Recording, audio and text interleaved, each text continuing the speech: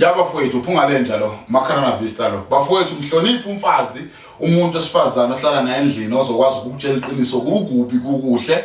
Mhloniphe umuntu esifazana ozokwazi ukukutshela ukuthi isithando sami namhlanje since uvukileyo awukazi uxuba amazinyo akho ayelo.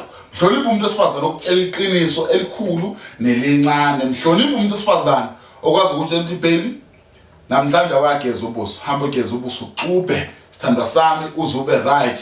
Ayithi kunjalo phela. Mhloniphe umuntu esifazane ozokwazi ukutshela ukuthi isithando sami amakhwapha akho anuka awugezanga namhlanje faka i-roll on. Mhloniphe yabe futhi kwena man mazokhuluma amasimba phambi kwekamera ngiyakhuluma la nawe uyakhuluma haw so ham so right. Mhloniphe umuntu esifazane mhlobo hayi bashisa